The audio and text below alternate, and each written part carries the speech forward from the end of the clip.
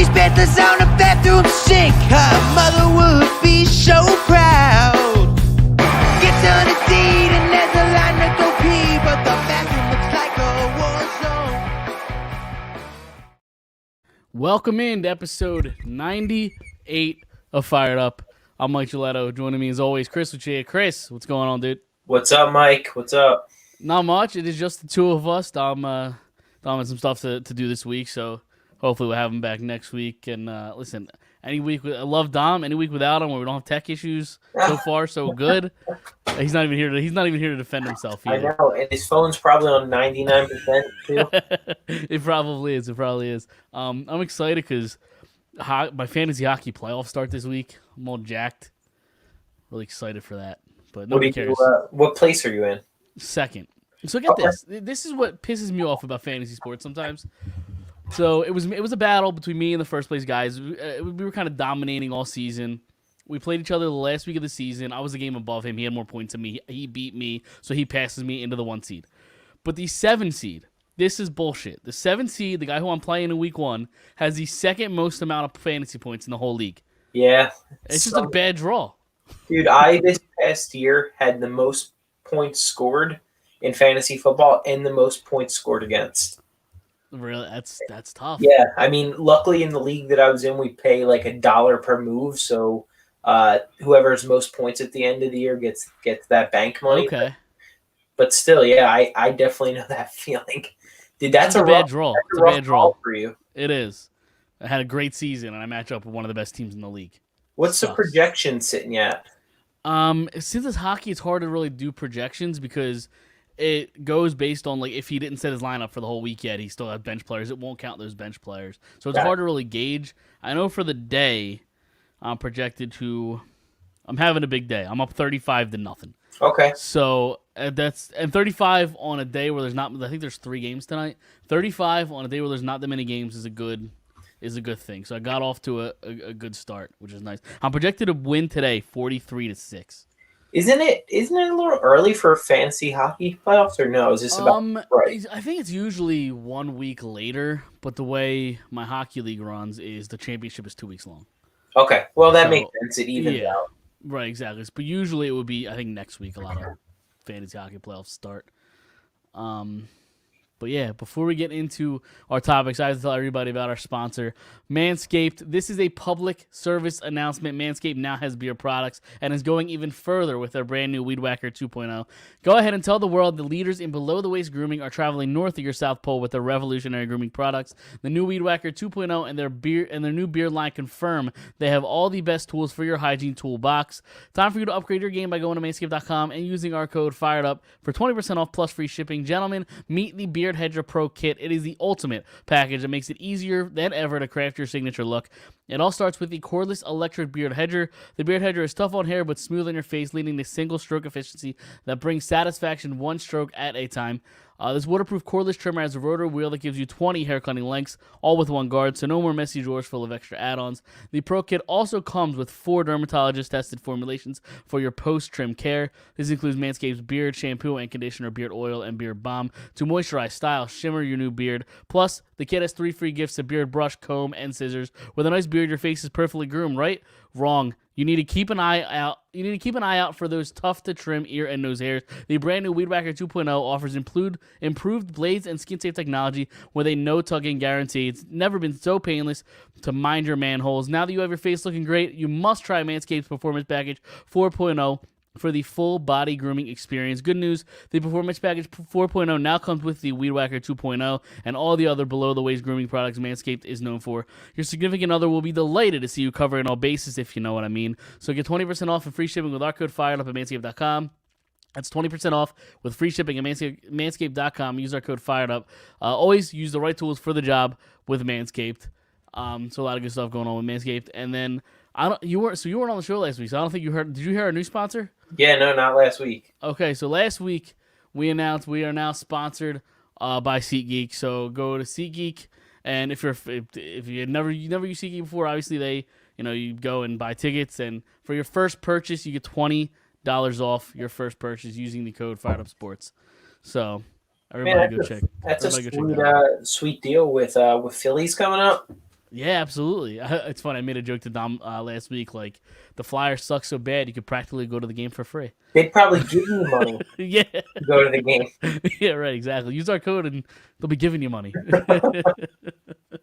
That's funny. So yeah, a lot of good stuff. So since the last time you were on, the Eagles finally made their coordinator hires.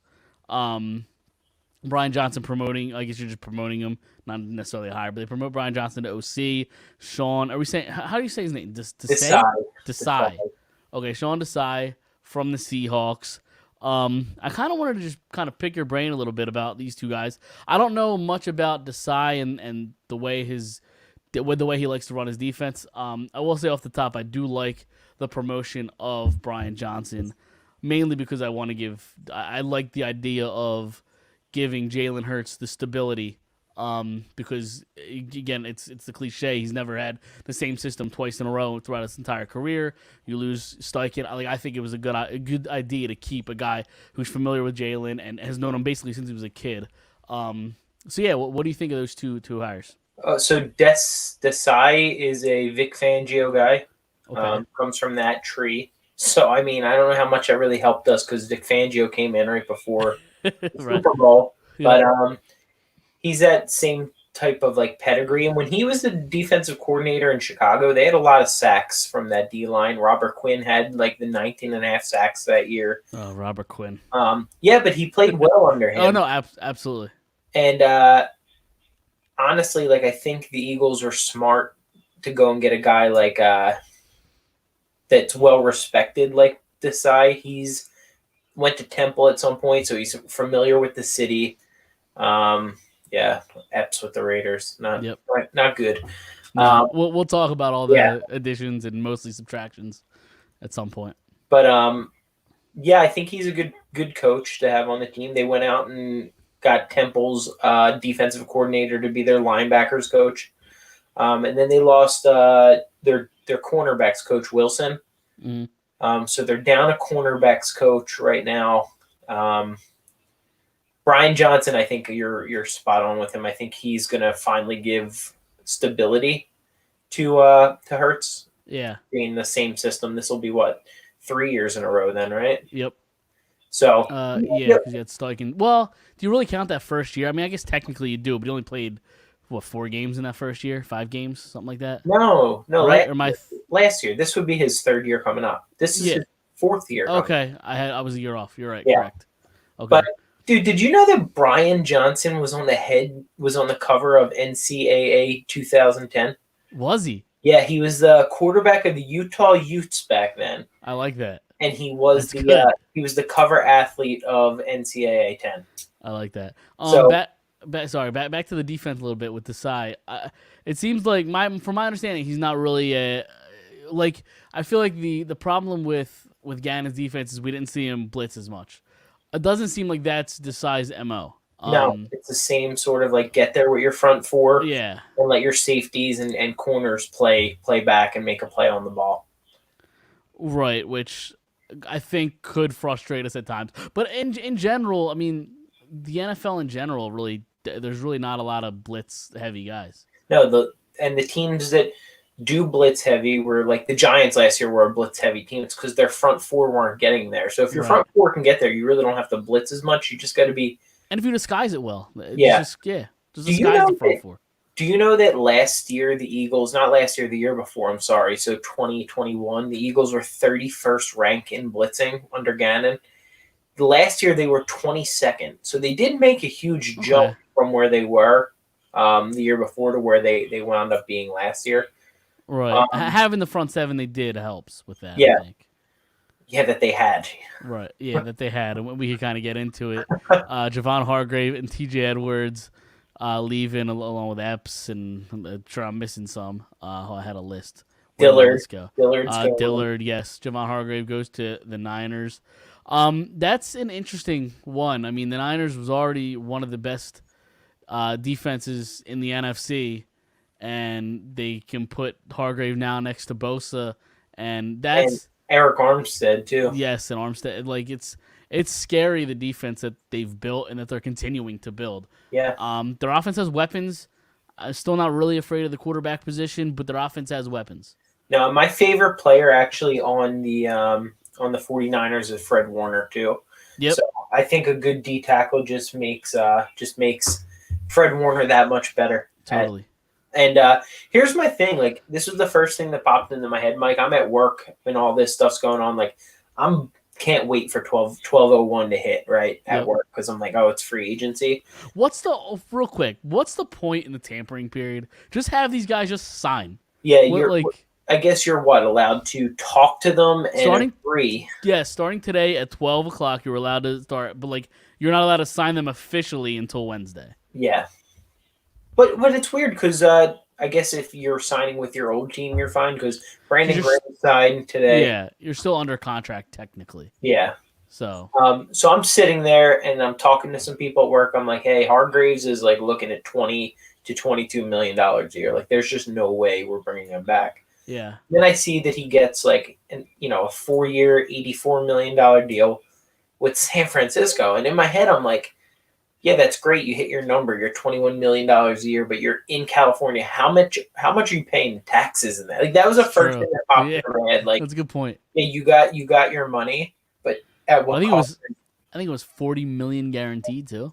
That's where he's gonna, and he deserved it. Like, the guy was a good player, and like, I'm not mad at him for not coming back. Like, he, especially as a D tackle, like, this is it. He's done after this. This is his last contract. Yeah, and you can't fault the Eagles for not paying that price. One, they can't really afford that price with all the bodies that they're going to have to either get in here or re-sign. They couldn't afford that. So I'm not mad at the Eagles for not bringing him back. I'm not mad at him for not picking the Eagles because he had to go get paid. It sucks it was the Niners. Really the only team or one of the only teams that are going to compete with the Eagles for an NFC, title. Yeah, well, the only other good news, Mike, is that he lines up over center, but we got our center back. We got our boy back, exactly. Jason Kelce isn't retiring. He's going to do it at least one more time. Give it at least one more go. Did you watch the video today of him and Howie taking a shot? Yeah. That was a hefty shot for both of them. Oh, it sure was. Did you see Howie sipping it down, too? Yeah. Like, Kelce just throws it back. Like, he's sipping it. I'm like, I cannot sip. And liquor. He gave himself half the shot he gave Kelce. Yeah. But yes, no, that is good news. Because and I heard somebody, I think it was on WIP, those idiots over there. It might have been Gilio. I hate WIP. That said, wow, Jason Kelce selfish. He should have retired. Now the Eagles can't use his money. It's like if Jason Kelce was some stiff, okay, I get it. But like he's not as flashy as an AJ Brown or Jalen Hurts, but like he's literally the centerpiece of the offense. Like, he does so much as the center of the football team, and your team is worse with him not on the field. I wonder what the contract looks like. Did you get any numbers on it? I thought it was 11. Was it 11? That's interesting because Brandon Graham signed that 1 year $6 million deal, right? It was 2 for 12. I think for 12, but 2 for 12, yeah. I think it was 1 for 6 guaranteed. I could look up the Eagles or the Jason Kelce contract. That's interesting to see that, Kelce demands a $5 million more than Brandon Graham. I mean, makes sense, but at the same time, like, you couldn't have been a little bit more team friendly there, Kels, a little bit. But I'll take him. I think, and I also think now you can put Juergens at right guard because Sam Malu is as good as gone too. He didn't sign anywhere yet, but he's done. He's gonna get paid. Yeah, he is. Did you see? So Epps got paid too. 2 years, 16. I mean, I know it's not flashy, but for a guy that had 1 year starting experience. Sorry, so I was looking at 1 year, $9 million was Kelce. Okay, all right. I feel better. Yep, I feel better then. And it's probably a bunch of like roster bonuses and all of that other stuff probably built into it. Yeah, I'm trying to read it with all the bonuses. NFL contracts get confusing as hell. Yeah. They do a lot of ghost years in the NFL world. Yeah. And then Andre Dillard goes to the Titans.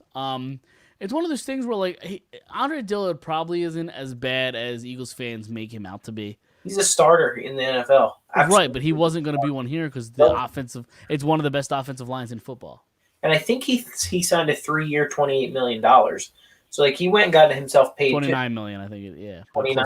Yep. Yeah, he went and got himself paid too, and I think it speaks like to Jeff Stoutland and what he's able to do here with this team. That a backup guy who couldn't start for our team is going to go be a starting left tackle, I assume, right? Because they cut. I would assume so. They cut. Who was their left tackle for all those years? They cut him last week.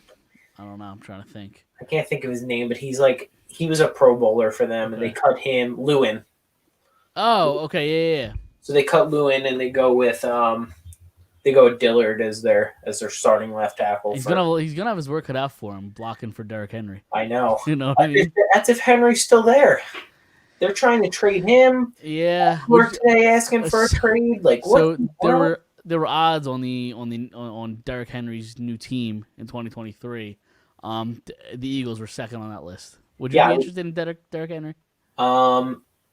Not with his contract that he currently has. Yeah. But I would definitely want him. Yeah. It's just he takes a lot of hits and wear and tear on that body. Yeah. So we touched on it a little bit. TJ Edwards goes to where did he go? The Bears. With Tremaine Edwards. Yeah, true. Bears are doing some interesting stuff. It's interesting to see it, but TJ Edwards is a guy that he was one of the Eagles' more consistent players last year, but that was really the first time we saw it from him. So was it the talent around him, or was it him just having a good year? We said a couple weeks ago that you probably keep the one of Edwards or White, whichever one was cheaper. I think you said you think it was going to be White. That's still up in the air. Maybe it is, maybe it isn't. But I think TJ Edwards played himself into getting a larger contract than the Eagles could afford to give him. I think it's good for him that he worked his butt off to get where he wanted to go, and now he gets to go back home. He's from Chicago. Yep. I'm sure that's something that he's happy about. I like him because he was a tackler. You knew that if he had to make a tackle in open space, he was a sure tackler, and totally. That's what I'm going to miss. He actually played a lot better with coverage this year than before, but I think it was a good move for him. I think, and I think the Eagles, again with him, 5 years he was here and he gave it his all, and had a great year this past year, a fun run, and now he's going to go try somewhere else. Yeah. And then they go and get themselves DJ Moore. So I know that's Dom's favorite receiver ever. It is. He's got DJ Moore 1, and then Jerry Rice 2. Right. Yeah. Probably in that order. He's not even here to defend himself. I know. And thanks a lot to his boy Daniel Jones, because now he set the market. Jalen Hurts is going to have to beat that number.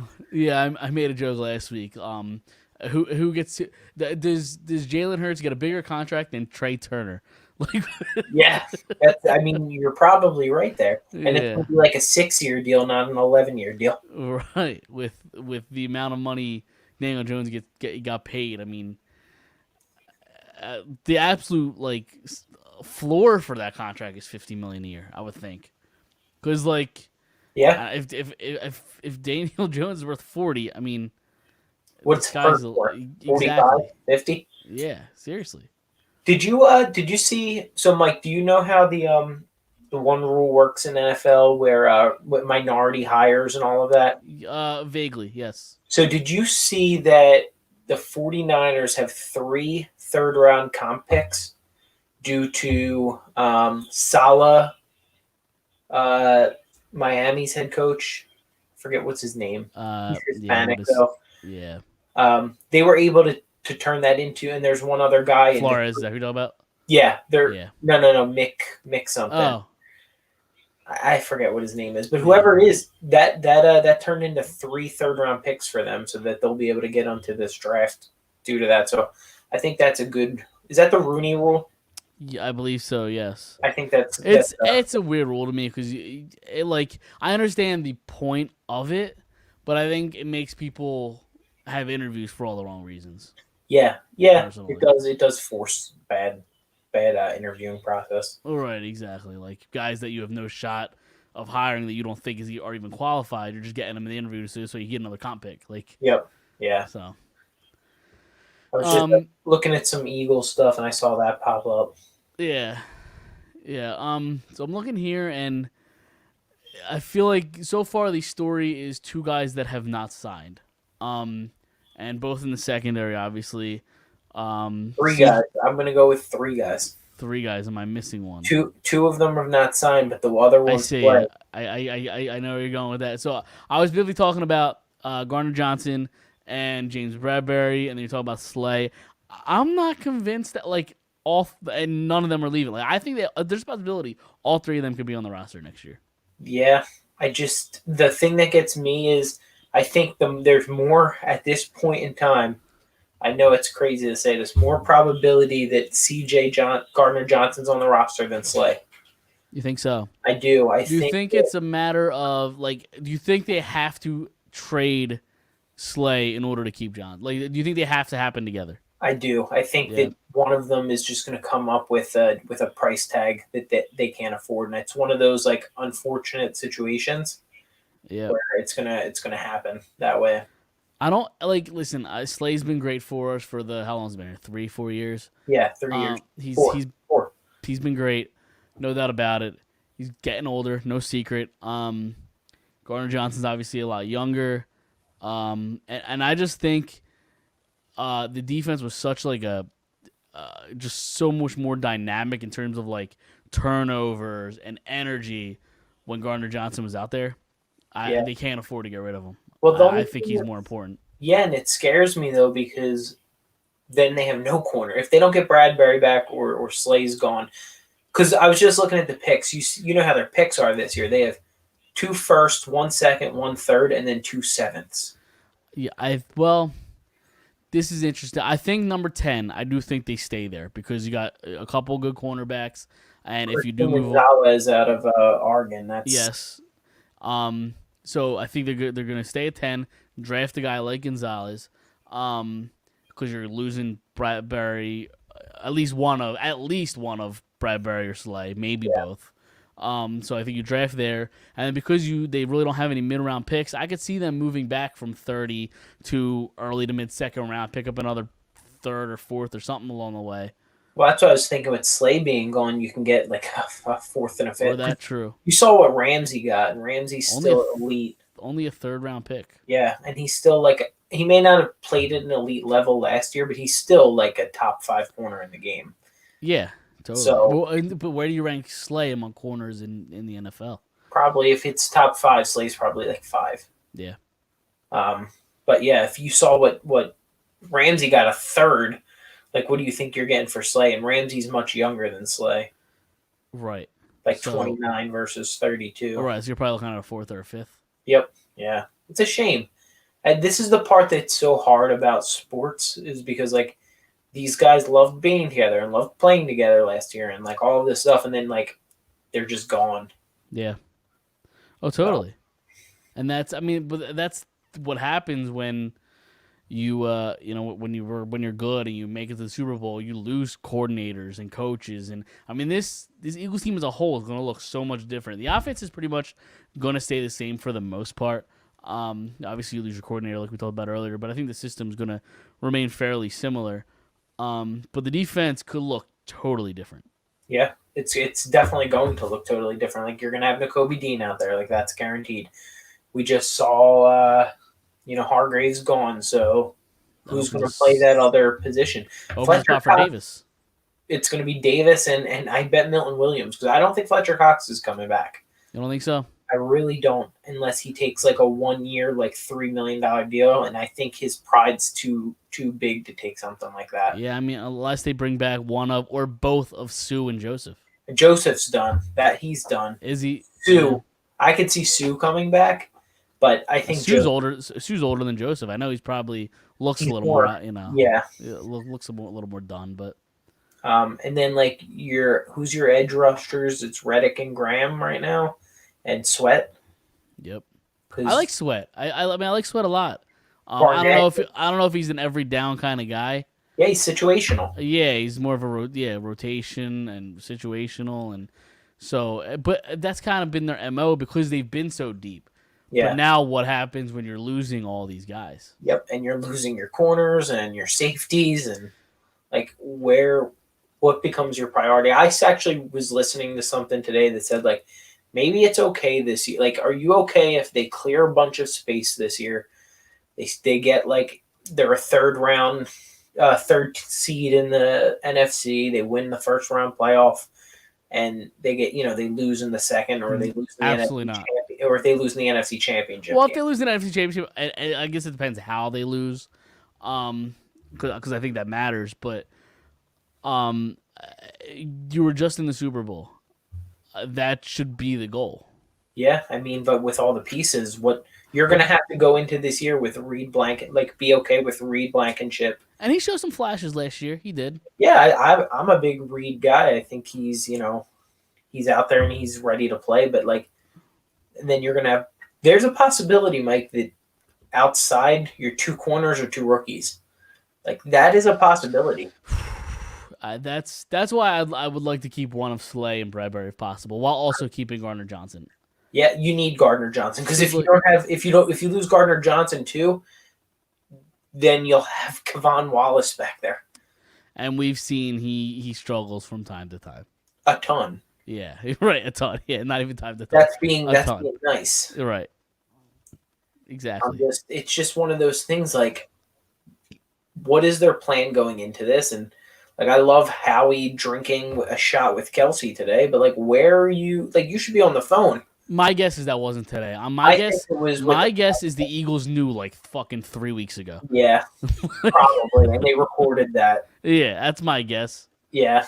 But this is like a reason why that Super Bowl loss hurt so much is because leading up to it, you look at the roster, especially the defense, and you see all these expiring contracts and the cap situation that the Eagles were in, and you're like, when's this going to happen again? Like, strike while the iron's hot. Now's the time to win because you don't know if you're going to get back there next year because you could have a totally different team. Yeah, I'm going to actually go on like a little complaining rant. Go for it. This did not happen with the Patriots. The Patriots never had to worry about something like this happening. They always had their team back in the correct, like, they knew their worth, but they'd rather be on a winning team. So, like, they would come back and sign for smaller deals. Like, I remember very vividly McDaniels refusing to leave the team for a head coaching spot just to stay with the Patriots. Like, yeah, just because, like, he had the head. I mean, that's what screwed us with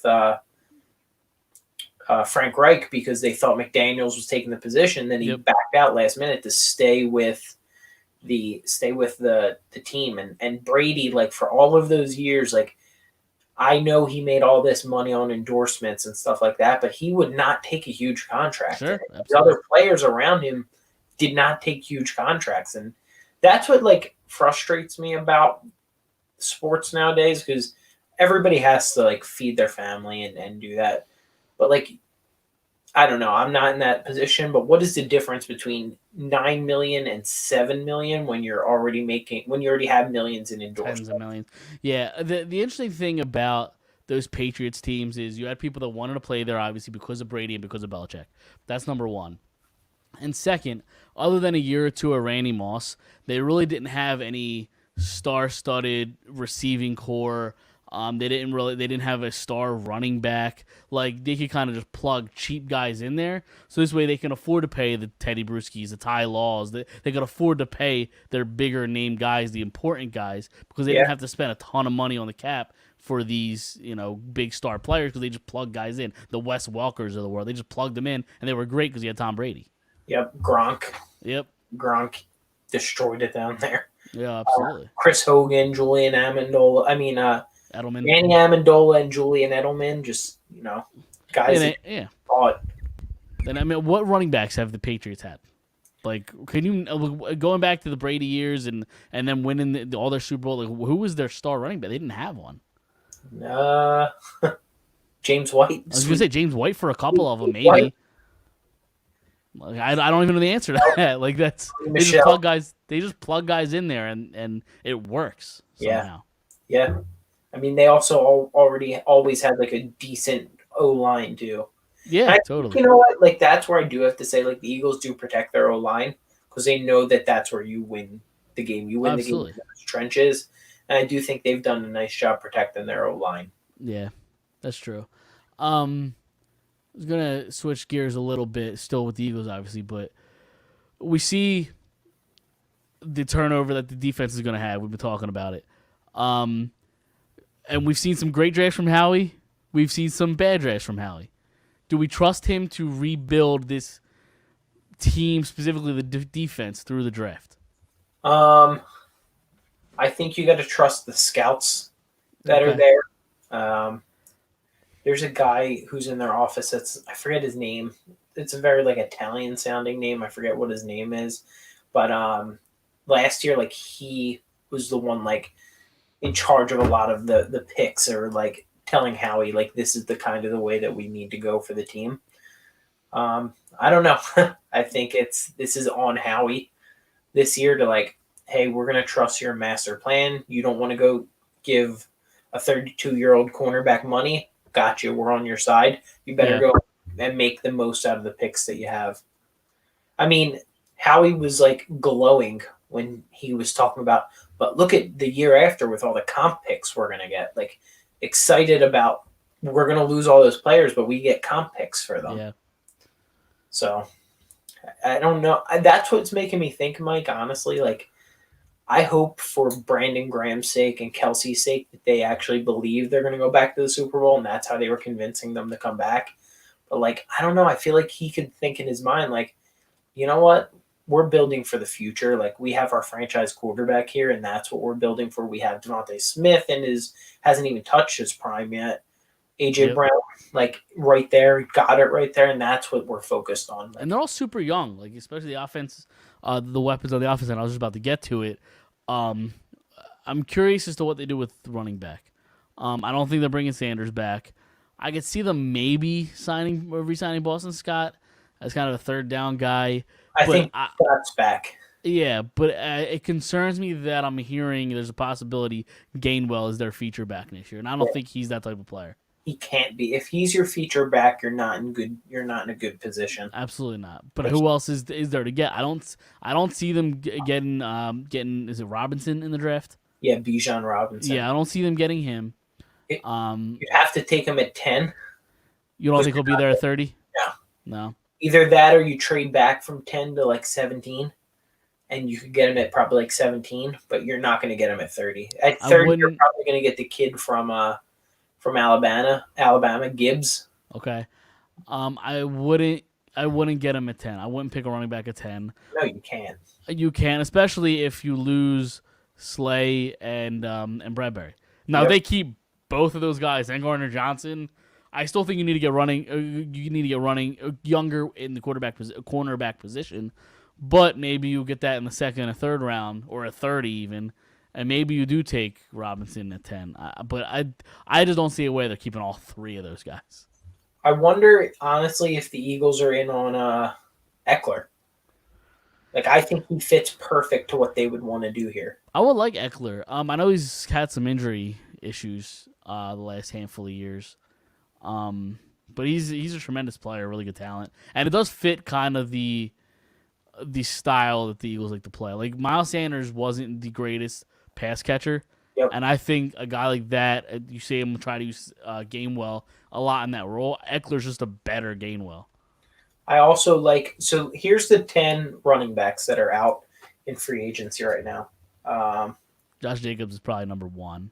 Saquon's one, but he already got tagged. Yeah. Josh Jacobs is 2. They're not getting him. He's going to cost too much. Pollard got tagged. He's 3. That's crazy they tagged Pollard. Like, I know he's had some success. He's been really good there.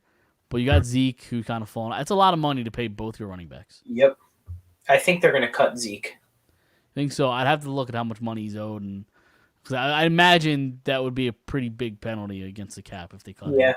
or trade him. Yeah, or that. Yeah. Miles Sanders 4. 5. Now I like this guy, David Montgomery, but he's Okay. also an injury prone guy. He is, but he's kind of in the same Austin Eckler kind of name. I prefer Eckler though, to be honest. 5 through 9 I like better than 1 through 4. Okay. Because you can't get 1 through 4. Right. 6, Jamal Williams. Okay, I like it. 7, Kareem Hunt. That's an interesting one. I'm curious what he would fetch money wise. Yeah. He obviously wasn't Cleveland's number one back, but he was still tremendous. He had last year 123 carries for 500 yards and 3 touchdowns, 35 catches for 210 yards and a touchdown. Okay. So total, what did he have? 700 yards. 8. I love this guy, Damian Harris. Is he a lead back though? Who knows? Yeah, right. And then this guy also, Devin Singletary. I just don't think they used him correctly in Buffalo. Well, they've never really prioritized the lead back. Nope. They constantly rotate. I know they had it was Zach Moss a lot of time, but they didn't really use him. Like, what did they do? Who did they run? Because they really didn't use either of those guys all that much. They used what's the dude from Minnesota?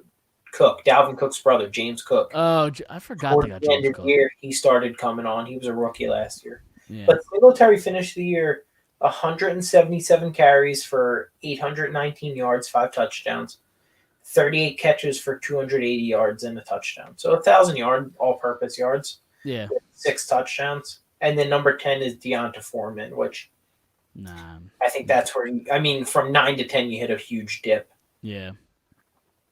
Well, I mean, what do you think the cost would be to get a guy like Eckler? Or are they just going to cut him? No, they're going to trade him. Yeah, They're not going to cut him. 3rd-round pick, 2nd-round pick? Probably a first round. You think so?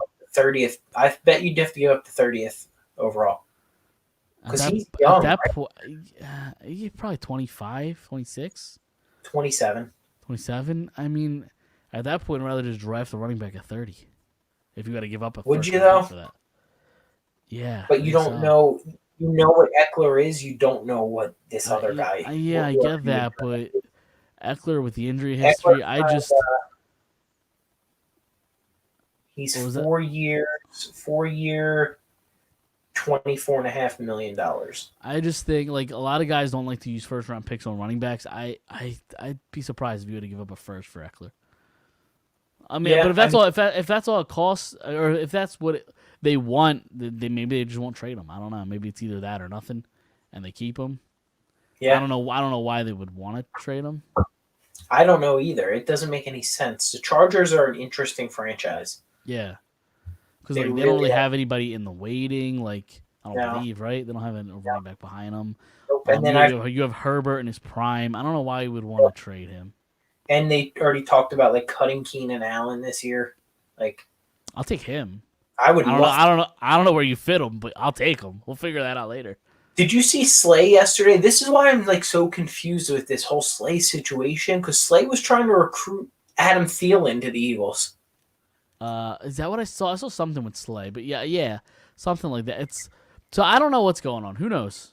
I don't know. And then you got Garner Johnson getting recruited by Bengals. I don't know what's going on. I know. But part of me thinks Garner Johnson's just trolling everybody. What was that? Jesse Bates. Did that? Where'd he go? Atlanta. 4 years, like $70 million. Oh wow.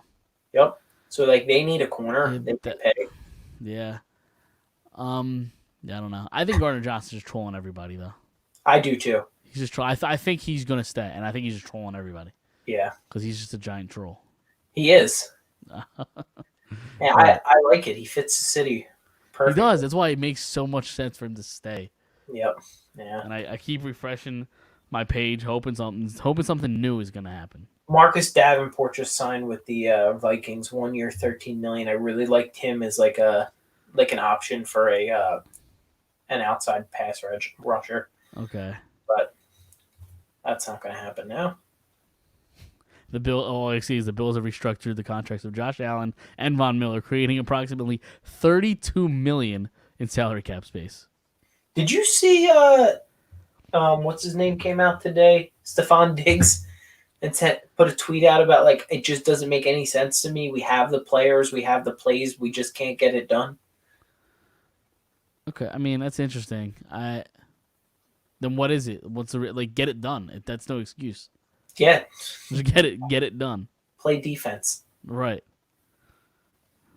Yeah, there's really no news out there. So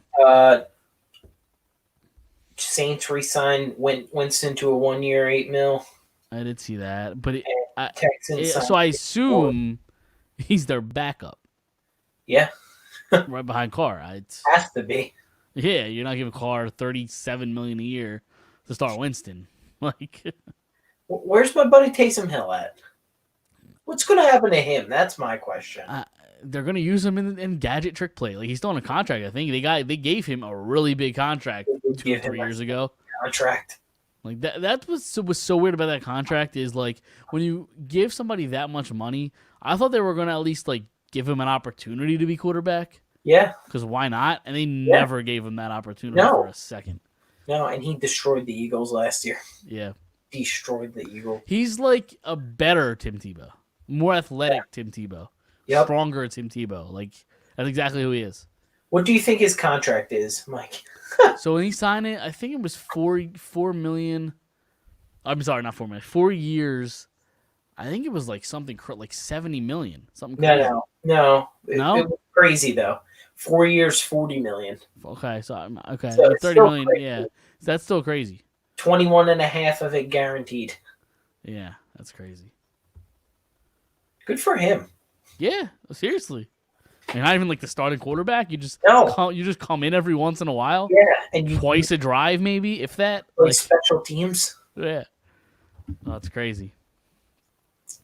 So, all right, you got anything else, Eagles, before we move on? No. All right. So there really isn't much Phillies in the news. There's a couple things I did want to talk about though. Obviously, the news of Andrew Painter getting hurt, and it's a UCL strain, I believe is what they're calling it, or are they calling it a strain or a sprain? It might be a sprain. Yeah, they're calling it a UCL sprain. He's going to rest for I think 4 weeks and then start like a late throwing program. I assume at this point won't be ready for the regular season. Even if he was gonna start with the big club, which wasn't a guarantee. At this point, long term, 19 years old, long term health is way more important than him starting, a month of the Phillies season. Well, Mike, how do you like Boris basically running that whole operation? What do you mean? I missed this. What operation? So that's his agent, right? Scott Boris. I didn't know that, but okay. Yeah, so Scott Boris apparently was the one coming out with all the information about his health, not the Phillies. And basically, he was the one that like shut him down and told the Phillies like, "I'm taking over from here." In like layman's terms, told him like at this point, like he can't throw anymore right now. At this point, like he wants to secure another bag, Boris. So that's the only thing that I don't know about. Like, how do you feel about that? Like stepping in over a team, because technically, I hate to say this because it doesn't sound right, but you own him at that point. Like when you're the Phillies, you own that player or the rights to that player. Yes and no. Like I get where you're coming from, but I believe there's still some like laws and rules of like what they can and can't release. And oh, really? I would imagine so, right? Like HIPAA? Yeah, I would imagine there's something with the doctors that they can't release everything. Now, Boris releasing them, I guess, is a whole other issue. But I don't know. I'm curious what his reasoning for it was. Now, I imagine Boris and Dombrowski have a good relationship, so I don't think it was like ill intent, right? Like obviously it's a guy that got Harper there, and like I get it, but I can't imagine there was ill intent because like I'm sure they have a good relationship. I would hope not. That's the whole thing. I hope he's not, because he's also one like I was listening to 97.5 The Fanatic on this kind of stuff. At Bryce Harper's like when you remember when Bryce Harper signed, Boris like spoke at that. Like when do agents speak at big? Apparently, it's fairly common. Because did Turner's agents talk? I don't think so. I don't think Turner's No, agent did. no. I But I think know I was listening to a couple other ones. I think when Correa signed, he talked. His situation was weird though, so maybe that's why. yeah. But I have seen it before. I just don't want Painter to be, all Boris up where Yeah. we worry about an agent now getting involved. Yeah, that's interesting. I didn't even know that. Yeah, I don't know what to make of that. Very weird, right? It is strange. I just want to know his reasoning. Yeah. Yep. Like if he just didn't trust their doctors or I don't know. I don't know what the issue is. Yeah, and he also was the one that apparently asked for like more evaluations on his arm. Like the Phillies got the first test, and he wanted like 2 or 3 more evaluations on it. Which I mean I get. I understand. Like you're 19 19 years old. Yeah. You want to make sure your arm's not fucked. Like Yeah. you want to be certain with what you're dealing with. So I get it. But go ahead. I was going to talk about Ranger. Okay. Yes. Have Ranger. they released any like sort of information about it, or just like arm tightness at this point? So I obviously left the WBC. Arm tightness, and he said that he will undoubtedly be ready for the first game of the season. Okay, so like I imagine it was mainly precautionary. You're playing in this like nothing tournament that doesn't really mean a whole lot. I mean, maybe it means something to the players, obviously, but like in the grand scheme of things, I think the MLB season is more important than playing 3 weeks of exhibition baseball. Did you catch any of the games yet? I did not. No, I didn't see any of it. I know United US States got smoked last yeah. by They who? Mexico. Oh yeah, I saw 11-5. They lost to Mexico. Dude, it makes no sense to me how they qualify these players to play for these countries. Like, Vance Worley was the starting pitcher for Great Britain. He was born in California. Yeah, born in California to an Asian mother and a white father. And then I think it said in 2017, Marcus Stroman was the United States MVP. And now he's pitching for Puerto Rico this year. Really? Yeah, so like what? Like where do they get these rules at? Trace Thompson is playing for Great Britain. That's Clay's brother, Clay Thompson's brother. Like I don't understand. Like, I don't. It's weird. I know. I don't. Apparently, if your parents like, it might even go back further than that. Yeah, I think like you got to look at these teams like I guess Italy, where they're like, we have nobody. Like, as long as you have an Italian last name, like you're welcome on our team. Yeah, seriously. Israel, like Garrett Stubbs is out there as your starting catcher for Team Israel. Yeah, it's crazy. It's like you don't have to show us any sort of certificate or anything. Yeah, just tell us your great grandparent was part of our country and we'll take you. It's like bench warmers when the guy says I am 10 with a $5 bill. It was who was that? It was Carlos Delgado. Who was the Yes. Yeah. Was it Delgado? Yeah. Okay. That's a great pull. It's a great pull. One thing I did want to touch on is he's having a great spring. Is it the revenge tour of Scott Kingery? Scotty? Is he gonna make this team? There's a legit possibility he makes it as a bench piece for him. So I think it comes down to him or Clemens, right? Yeah, probably. You got to make the decision out of because you keep 4 bench people, right? Right. So yeah, Hall's going to make the team. He has to because Harper's out for however long he's out for, and I imagine he's your DH until he comes back. Yeah, and then I think the kid Garrett Stubbs is going to have to make the team. Yup, and then who's the utility guy? Why am I drawing about Sosa's obviously making it? Yeah. Yeah. So now you're left with one position for Kingery, Clemens, and Cave.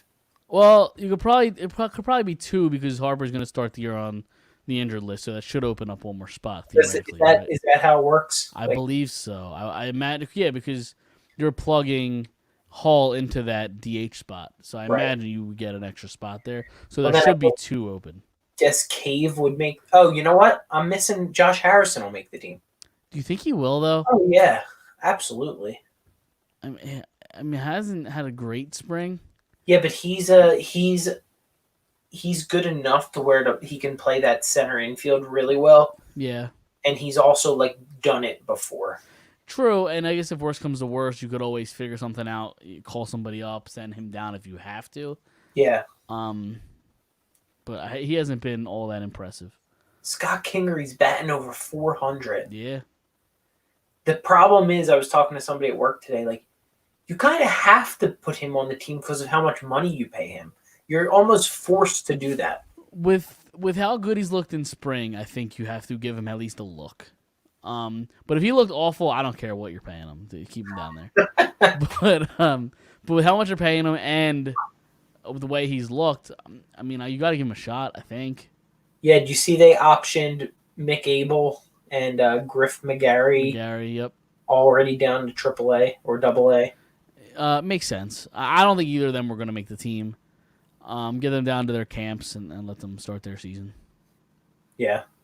And I mean, really, I guess the big prospect. What was that? Bailey Falter's your 5, I guess. Yeah, I think they trust him in that spot. He was really good for them last year. Like most of the season, he was consistent. Does that Pliermeyer make the team, you think? Out of the bullpen, dude, that's a thing. Like the bullpen has so many bodies in it. I know. So I really don't know. How many people start on the roster? Is it 26 now? 26. So I think it's 13. You can have a max of 13 pitchers, I believe. Yeah, and the Phillies will probably take that too. Right. Yeah. They love their bullpen. Yep. Rob Thompson loves himself some bullpen. Yep. So. What are you thinking for opening day? Like, what's that look like to you? The lineup? Yeah, like what are you talking about for like batting order and like where do you think? I'd have to think about it. So Turner obviously leading off. Okay. I would go to Harper out of the lineup, throws a wrench in it a little bit. I think I would lean. God, this is tough. I think I would lead JT number 2. Yeah. I think I would go. Go Schwarber 3, Reese 4, Hall 5. Who am I missing? Cassiano 6. Alec Boehm. Yeah. I guess we'll go Boehm, Stott, and then Marsh. The Marsh. Yep, in that order. And then who's out there game 1 for you? Game 1. Give me Aaron Nola. Nola again. Give me I Nola. think if Nola starts this year, I think he breaks the record. That's why I'd do it. Go for it. That's what you're going for. He's been there before. I mean, obviously Wheeler's a veteran. He's been there before too. I don't know if he's ever started opening day. I don't think he has. But Nola's your guy, your homegrown guy. He's supposedly your ace. You give it to Nola. Okay. I like it. Yeah. So. All right. Before we get out of here, a little bit of Flyers news. Big week in Flyers land. They finally fired Chuck Fletcher. A little too late, if you ask me. And they promote Danny Briere to interim general manager. It's one of those things where, like, I don't know how much it changes as long as the guys above him in the front office stay in their advisory roles. Supposedly, this is kind of the beginning of the moves, and those moves will happen in the offseason. So I was at work when this happens again, and a guy who I used to work with had a baby, and he texted me a picture of the baby, and he's like, "More important news: the Flyers fired." And I'm like, I would say it's pretty important. Yeah, exactly. This is. He's like, my son will always be remembered to me as the day Chuck Fletcher was fired. Yeah, so it's a trivia question. What day was Chuck Fletcher fired? And he's got it right off the top of the head. He knows it right off the top of the head. Oh, it's my son's birthday. Danny Briere, like, what do you think about that? Do you think that's a long-term answer, or do you think it's an interim answer? Well, so it is interesting they've used the term interim right now, because I think if they were 100% certain, hold on, there's a goal that happened in this game. I have a guy out there. Let's fucking go. Sorry, I got distracted. You're good. I have a guy who's like on hat trick watch, and if I get a hat trick, it's bonus points. Oh, So I don't know. I don't think he tipped that one. If he did, I might. We'll see. I don't know. It's too early to tell. But anyway, I was distracted. So Danny Briere, I think he's going to be the long term. I don't know if answer is the right word because I don't know if it's going to work or not. But I think he will be the general manager. The interesting thing is, so Chuck Fletcher was the president of hockey operations along with the general manager. So he had two roles. They're going to get, it sounds like, one guy for each position. So Okay. Danny Briere is probably going to be at least one of those roles. Question. Sure. Sorry, go ahead, finish. I think it'll be general manager, even though, to be honest, I'm not really sure what the difference is. Here's my next question: who's untouchable when Danny Briere is your GM? Is it only Carter Hart? Who's untouchable? No, I don't think anybody's untouchable, to be honest. So you think Carter Hart for the right price? So this has come up a lot. I've seen it a lot on social media. People suggesting to trade Carter Hart. The goalies have a history of not fetching a large return. Like goalies of the last 10, 15, 20 years, whenever a goalie's traded, especially a young goalie in his prime, rarely gets you a return you're happy for. So when people say, "Oh, you can get a haul for Carter Hart," it's like, can you? Because there's never been a history of that. So I don't think they would get the right return to warrant trading a Carter Hart. We've been waiting for a goalie since Ron Hextall. You finally get one. Let's hold on to him. Well, we had Pelly Lindbergh for a little bit of time there, right? Yeah, and then he crashed his car into a fucking wall. Like, I mean, sorry to make light of the situation, but it is what it is. So yeah, so I don't know. I talked about I don't know how much changes until the old guys like Bob Clark, Paul Holmgren, Bill Barber are out of the front office. Danny Briere is an interesting option because he put his time in. He was the GM of the main hockey team, the ECHL team that, ironically enough, Comcast also owns. So he's kind of worked. That's one thing that is a little concerning is that like he's been groomed by Comcast and everybody around this organization. He's been groomed, but he is obviously a younger voice. Played the game in an era that was fast or that is fast. Played in an era after the lockout when the game started to change, so he knows or has a feeling of what can win hockey games. I think it's an interesting hire. It sounds like they're going to go. They're not stripping it down to the studs, I don't think. They're not going to do a rebuild in the sense of, like, let's trade everybody. But I think they are going to try, maybe not try to suck, but they're going to trade it probably everybody over the age of, I don't know, I'm just throwing out a random age, 29. So anybody over the age of that, see you later. Get some picks, get some pieces. Hope you hit on the lottery this year. Hopefully you get Connor Bedard. Long shot, but it still could happen. It's possible. Where's he at? He's at Boston? Who's that? Bedard? Bedard? No, he's in Canadian Juniors, plays for the Regina Pats, I believe. Plays in the WHL. And he's like a generational franchise-altering talent. Right now, I think the Flyers sit at 6th worst in the league. Is that 6th or 7th? I think realistically they could fall 5th worst. And at that point, you're right in the mix for the lottery. Right. So, like, you're basically saying don't buy any Flyers jerseys right now. No, like, I think so. I think there's a legit chance Provorov could be traded. I think there's a legit chance Konechny could be traded. I think it's hard to trade a guy like Sanheim because you just gave him an 8-year contract extension. Couturier is hard to trade because he's been hurt for a year plus. Kevin Hayes, there's talks of him being traded. The contract throws a wrench in that, but he could get traded. But if you're looking at the young guys, like I don't think Owen Tippett's going anywhere. Owen Tippett's a really fun player to watch. And he's young, and obviously got him in the Drew trade, so I think they want to keep him around. You think Briere will be able to trade JVR? Well, the contract's expired, so yeah. He's gone. A little yeah, that's fun. It's funny. I was waiting for them to like announce with not trading JVR. Oh, here's a contract extension. Yeah, I was waiting for it. that's why we didn't get rid of him. Yeah, until he signs a contract with a different team, I won't believe that he's officially gone. Like, I need to see him sign pen to paper with a different team because I just think they're going to keep bringing him back. So, so we're going to be in retool mode, I guess is what they call it. Yeah, I guess. Well, they used the word rebuild, which was interesting. But they said just because we're rebuilding doesn't mean we're trading everybody. Basically, just because I think the exact quote was just because we're rebuilding doesn't mean a fire sale. I mean, I respect it. That's still knowing your worth. Yep, and he said this is going to take some time. It's not going to be an easy, quick fix. And yeah, I don't know.